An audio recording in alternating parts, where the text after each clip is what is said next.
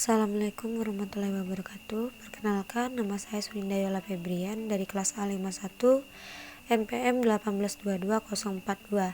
Saya akan menjelaskan tentang multimedia pembelajaran berbasis komputer model simulasi.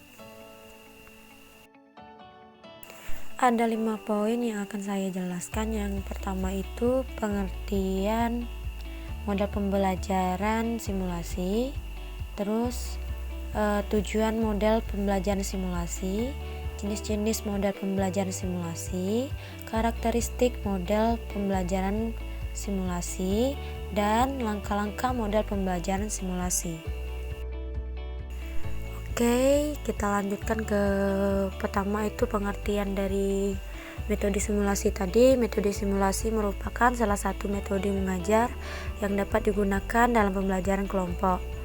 Proses pembelajaran yang menggunakan simulasi cenderung objeknya bukan benda atau kegiatan yang sebenarnya, melainkan pura-pura. Kegiatan simulasi dapat dilakukan oleh siswa pada kelas tinggi di sekolah dasar. Dalam pembelajaran, siswa akan dibina kemampuannya berkaitan dengan keterampilan berinteraksi dan berkomunikasi dalam kelompok. Di samping itu, dalam metode simulasi siswa diajak untuk bermain peran beberapa perilaku yang dianggap sesuai dengan tujuan pembelajaran. Oke, poin yang kedua itu tujuan metode simulasi. Tujuan yang pertama itu melatih keterampilan tertentu baik bersifat profesional maupun bagi kehidupan sehari-hari. Yang kedua itu memperoleh pemahaman tentang sesuatu konsep atau prinsip. Yang ketiga itu melatih memecahkan masalah, terus meningkatkan keaktifan belajar, memberikan motivasi belajar kepada siswa, melatih siswa untuk mengadakan kerjasama dalam situasi kelompok, menumbuhkan daya kreatif siswa, dan yang terakhir itu melatih siswa untuk mengembangkan sikap toleransi. Jenis-jenis metode pembelajaran simulasi yang pertama itu bermain peran atau role playing, terus sosiodrama dan permainan simulasi atau simulasi games, terus ada yang terakhir itu peer teaching. Karakteristik model pembelajaran komputer.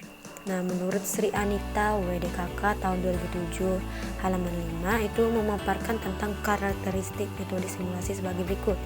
Yang pertama itu banyak digunakan pada pelajaran PKN, IPS, pendidikan agama, dan pendidikan apresiasi. Terus juga pembinaan kemampuan bekerja sama, komunikasi, dan interaksi merupakan bagian dari keterampilan yang akan dihasilkan melalui pembelajaran simulasi itu. Terus metode ini menuntut lebih banyak aktivitas siswa. Terus dapat digunakan dalam pembelajaran berbasis kontekstual. Bahan pembelajaran dapat diangkat dari kehidupan sosial, nilai-nilai sosial, maupun masalah-masalah sosial. Nah, yang terakhir tadi adalah langkah-langkah produksi PBK model simulasi. Nah, yang pertama itu perencanaan produksi PBK model simulasi yang meliputi itu rencana pelaksanaan pembelajaran RPP atau PBK model simulasi. Terus yang kedua itu ada perencanaan program PBK model simulasi BPPBK yang meliputi pendahuluan, tujuan, SK sampai KD, indikator, terus pengalaman belajar, treatment dan storyboard, dan yang terakhir itu flowchart PBK model simulasi. Nah, yang kedua dari langkah-langkah produksi PBK model simulasi itu yaitu proses produksi program simulasi. Nah, setelah membuat perencanaan pengembangan program simulasi, langkah selanjutnya harus ditempuh adalah proses produksi.